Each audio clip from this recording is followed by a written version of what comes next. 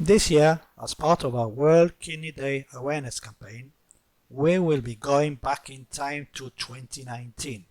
It was then that shortly after having had a kidney transplant, Mr. Dominic Francis documented his own experience. Please note that since recording, some facts may have become outdated. We would also like to thank the Gibraltar Broadcasting Corporation for giving us permission to show you this clip. Each year, Gibraltar sends dozens of patients to London for life-changing and life-saving treatment, paid for by the Gibraltar Health Authority. I've been the eyesight is one of the biggest things, and if you lose that, I just wanted that little bit extra. He's lost his 3 little bones from the ears, and right now he's lost the hearing. I felt like I was a prisoner to the machine, to be honest. One morning, in between the consult and waiting for the operation, she literally could not walk. The 3-hour flight from Gibraltar takes patients straight to British hospitals, where they receive some of the best medical care in the world. To Victor Papa Tower, wind check now 200 degrees, 12 knots, runway 17, clear takeoff. Organ transplants, cancer, eye surgery are just some of the conditions British hospitals are able to treat effectively. I feel that I have indeed been given a new lease of life. I can now say that the word quality has been added to my life. It makes me emotional, it really does. As long as I'm going through with the treatment, I've got a chance of a longer period of life, no? It's a vital lifeline providing specialist treatment that patients from Gibraltar so desperately need. They stay in Calpe House, an elegant listed building in West London, while they receive treatment. This is the intimate story of just some of the patients who stayed at Calpe House this year while being treated by London's top hospitals.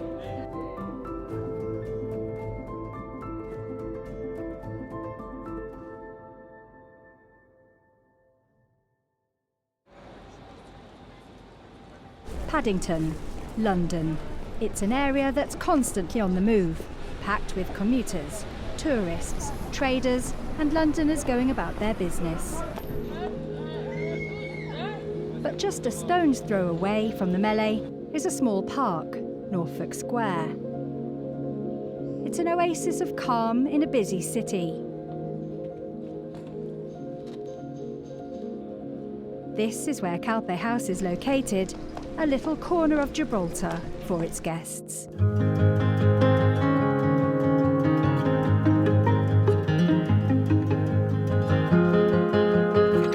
now retired. I retired last July, and I used to work as an emergency dispatcher for the Gibraltar Fire and Rescue Service. This is Airbus A320 from Brussels. On landing, we've had to apply our brakes hard, and our indicators are telling us that normal temperatures have been exceeded. We request emergency assistance, please. I realized that my blood pressure was slightly up. We started to investigate, and it transpired that I had an issue with my kidneys. Dominic was taken under the care of Hammersmith Hospital, part of the Imperial NHS Trust. It has an impressive track record in treating kidney diseases. We have 1,500 dialysis patients. We have about 3,000 or 4,000 transplant patients in follow-up as well. We have a long history of looking after kidney transplants, and it's one of the things that we're good at. Thanks to an arrangement between Gibraltar and Britain, Gibraltar's patients could receive organ transplants in the UK. The agreement with Gibraltar is that we can retrieve organs from Gibraltarian patients, and the UK transplant team will go out to Gibraltar and retrieve organs as need be, and that's meant that patients in Gibraltar can be put on the UK transplant list. And it became clear Dominic would need a new kidney. When Dominic first came to us, we knew from the type of kidney condition he had that he was likely to lose kidney function over a long period of time. But in the absence of a suitable kidney donor, he needed to begin dialysis immediately. And that's where there's an artificial machine that you get plugged into in hospital, where blood is removed, the toxins are purified out, and the clean blood given back to the patient. Now that's a painless process, but it's not a particularly nice one to undergo. But dialysis would add a significant constraint on his life, and he was reluctant to begin treatment. I'm a single parent, I was a shift worker, well, adding this to the mix would make it more difficult. Plus at the time I was also in the process of getting divorced from my ex-wife, and I thought, well, I'm going to try and delay this as much as I can. So we knew as we were seeing him in clinic that each clinic visit there was a small change in his kidney function, and gradually his kidney function started to fail. So I did put it off for quite a few months, but they were horrible months. He was starting to feel tired, lethargic. I would find sometimes that I couldn't get out of bed, my legs were stiff, so when my hands, and it took me a good 20-30 minutes to get out of bed. When Dominic retired a few months later, he began dialysis treatment. Being on dialysis is not a miracle. I felt like I was a prisoner to the machine, to be honest. Dominic's illness was also putting a huge strain on his relationship with his son. My son, he's 11, like I've said, but he's quite mature for his age, and I had to sit down with him and explain that sometimes I might not want to do certain things with him, and it's because I was ill, not because I didn't love him or didn't want to, but because I just wasn't feeling right. I might be moody or whatever, you know, and he understood, thank God, you know, I couldn't help it. And time was running out for Dominic. Without some sort of kidney replacement treatment, he wouldn't be able to survive. But getting on the transplant list is not something that happens automatically. So we also had to make sure Dominic was fit for a transplant, and he needed to come to London for a number of investigations to make sure his body was going to be strong enough to undergo transplantation. Because not everybody is with kidney failure. You have to be fit enough to receive a transplant, and it's not for everybody. So I made it my mission to go and train every other day. Now Dominic had an agonising wait for a compatible donor kidney to become available. It's called a matching scheme. It's not really like a matching scheme where you're on a list and it's like when it's your turn you get called up. It's more like a lottery. So when something matches you, both from a blood group perspective and also from certain tests on the immune system, the phone call comes to the patient and the patient has to get to the transplant centre as quickly as possible. And for Dominic, that came one weekend. No matter what time of day it is, you might get this life-saving call, and you have to make your way to the UK, Hammersmith Hospital, ASAP. He had to get from Gibraltar to London within 12 hours. Time then was of the essence. When a kidney is offered, it's important that it comes out of the person that donated it into the person that's going to receive it as quickly as possible. And by minimising that period of time between the time it comes out and being implanted, we call that the ischemic time. And we know that the shorter that period of time, the more likely the kidney is going to work first time and to have fewer complications, and that means it will last longer. The quicker the kidney is transplanted, the longer it will last. The average kidney in Europe lasts between 13 to 15 years. So if you keep the ischemic time to a minimum, you're more likely to meet that average time. By now, the transplant team at Hammersmith Hospital had been mobilised and the clock was ticking. If Dominic failed to reach the operating theatre in time, the kidney could be assigned to another patient. I immediately contacted the person on duty at sponsored patients. She managed through the travel agent to get me a flight out of Malaga at 7:30 in the morning. That was the first flight available. 3500, you're now a little left to Banville. That's one of the good things about London, is there's lots of flights from Gibraltar and nearby Malaga, so patients can get to London relatively quickly.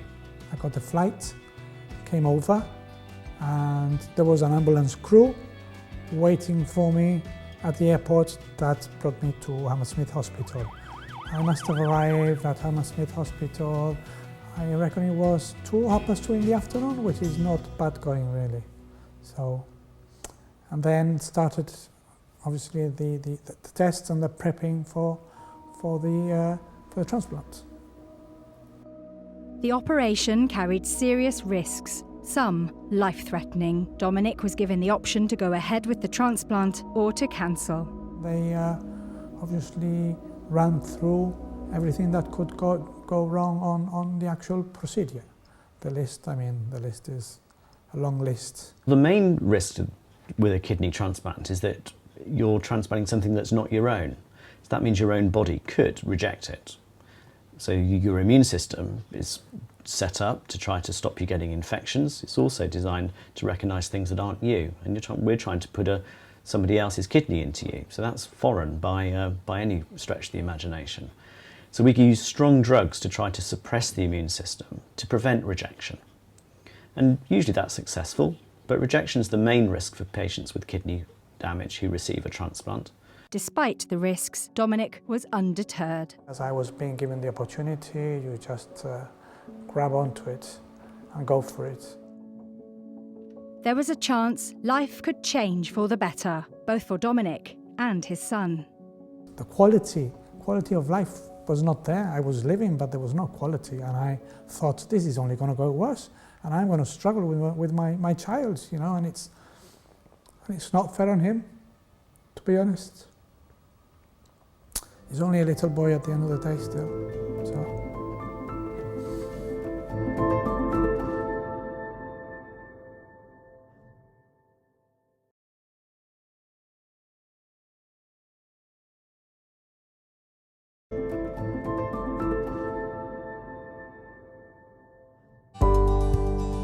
Dominic is one of 70 patients staying at Calpe House while they receive critical care in the UK. It's run by staff dedicated to their well-being. You have everything here. You have the care, they take care of you, they provide for everything you ask for. And the staff here are just fantastic. It's just as one would expect, I think, and more. We find so many friends from Gibraltar here who are seeking medical help as well, and we all get together and we sort of comfort each other. We are very lucky to have this. Living in Calpe House is a blessing. It's you don't see all the families that comes here, obviously, but sometimes you meet someone that you know, or you're a part of a family as well. And of course, they might talk about their illnesses, but it's soon forgotten, and they get on to talk about Gibraltar and the families back home and whatever is happening in Gibraltar. So it is a bit of a therapy room. I like to call it a 5-star facility. It's great. It's like it says outside, a home from home. So simple. And then having so many Gibraltarians around, sometimes you feel like home, because you can talk your language. What do you want more?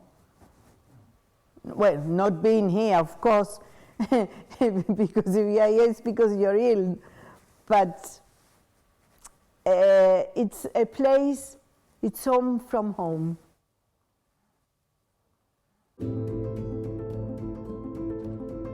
Dominic Francis was suffering from chronic kidney failure. An organ was matched, and he was sent to London's St Mary's Hospital for the vital transplant operation.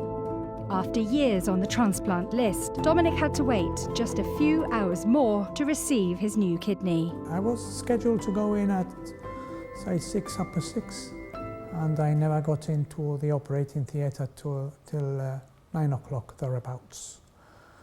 By the time I got out, it was almost 1 o'clock in the morning. But after the operation, Dominic's symptoms seemed to get worse. My legs were swollen, they were very tight, and well, they rather than the tightness getting less, it seemed to be getting worse. So I thought, well, I suppose it'll get worse before it actually gets better, and I just have to persevere. And persevere he did. Dominic began to see a difference. I mean, the first difference is that the doctor tells you you can now almost eat anything you like. No, I couldn't believe it, to be honest. And I have slowly but surely tried things I hadn't been allowed to eat for a long time, like first thing I tried were mushrooms. I like mushrooms and I wasn't allowed them. I couldn't have tomato or tomato sauce or whatever, and now I can as well. And his health started to improve. My swollen legs became more normal in the sense that they're not half as swollen anymore, and I find it easier to walk. Dominic's doing really well. His kidney function is starting to normalise. He's still got some problems with swelling, but largely he's feeling much better, certainly better than when he was on dialysis. His tiredness and lethargy have gone away. His energy levels mean that he's now sort of running around with the energy that he had when his own kidneys were working. And I feel a lot better, 1,000 times better. But the surgery has compelled Dominic to stay in the UK for a few weeks to avoid infection. My stay in the UK will have to be for 3 months altogether, so I still have a while to be here, and I have not been able to get my son over. I see him on WhatsApp. Obviously, it's not the same. Hello? Hello, Tobias? Hey? Hello, Tobias? Wait, one second. Yeah? He's muted the call. He's probably going to go somewhere else where there's less noise.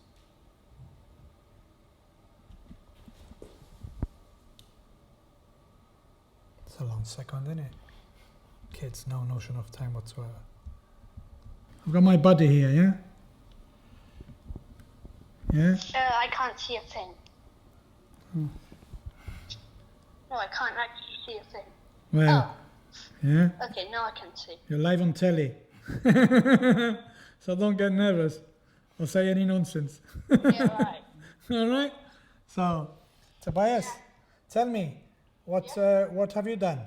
Have you been practicing your piano? Yeah, I've practiced some piano. I've gone to Ocean Village with Nan for lunch. Oh, really? That was nice. Did you have any starters, or did you skip the starters and had a pudding instead? I skipped the starters and had a pudding instead. And what was your pudding then? My pudding was a chocolate fudge cake. I knew it was going to be chocolatey. You're a bit of a chocoholic, aren't you? Yeah. Yeah. Oh my God. I could do with one of those myself. Have we moved forwards with me going over visiting?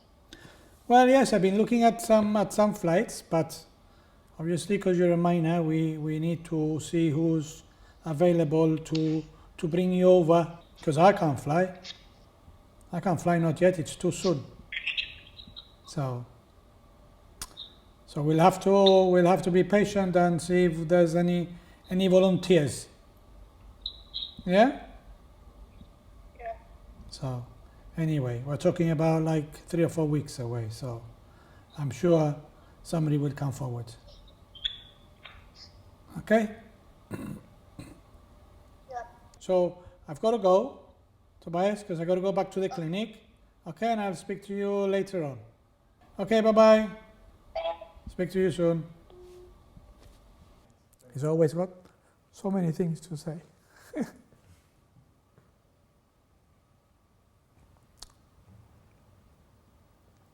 We spend a lot of time together in Gibraltar, and he misses me, obviously, as I miss him, but I hope to see him at the end of June.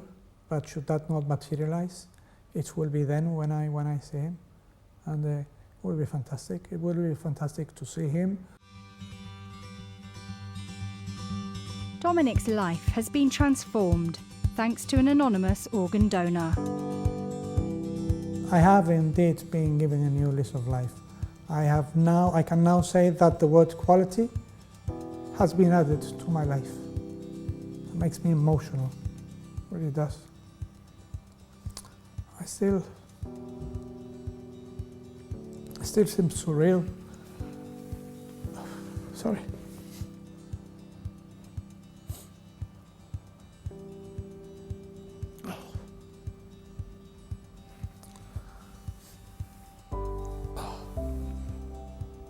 Makes me really emotional, yeah.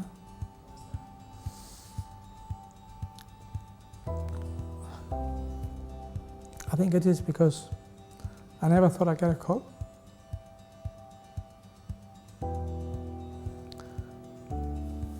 I've never had much luck, and you know, I'm a realist, I think, and even though I think positive, I like to think positive, but deep down sometimes I think, well, I've got to have the right frame of mind, but this is difficult. It's going to be difficult. I'm sure there are lots of people out there that would qualify before me, you know, and well, because I've never won a prize, really, that's how I thought about it. And you know, when I got the call, I thought I was dreaming. I mean, I was asleep when I received the call, and initially I thought it was a prank call, and I nearly hung up. It's a good job I didn't. I wouldn't have been able to forgive myself if I had. But yes, I'm now almost as good as I can be, really, and better than I have been in a long, long time, because the worry was always there. And what might happen to my son was always at the back of my head. The fact that his mother lives in the UK and he doesn't want to live in the UK, which is why he's with me. It's his choice. So now I will be able to look after him better, and he will be able to stay in Gibraltar, and I can guarantee him that I can look after him for a few years to come, at the least. So yes, that fills me with joy, even though it may not show.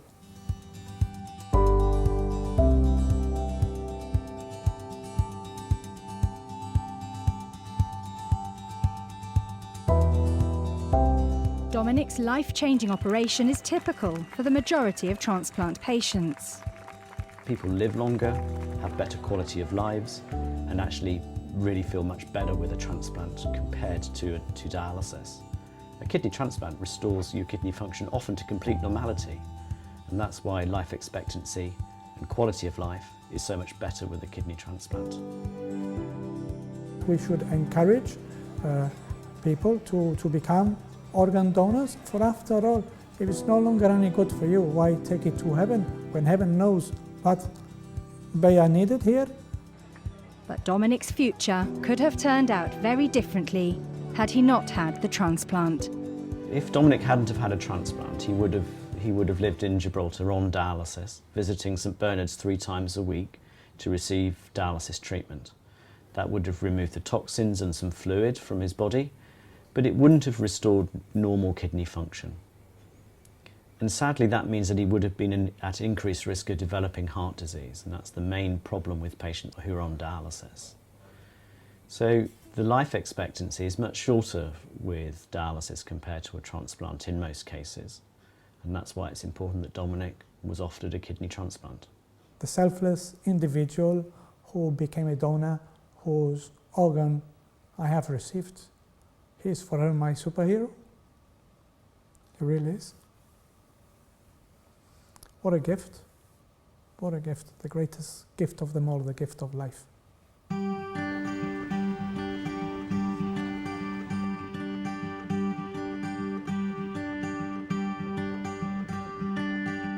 soul to sing your song, even when my eyes can't see. When I can't seem to carry on, I know your hand is guiding me. I know your hand is guiding me. Life is full of surprises. Like they say in Spanish, la vida es una caja de sorpresas. Time is like gold dust. That's one thing I've learned in life. Time is like gold dust, and you have to make the most of every second of every day.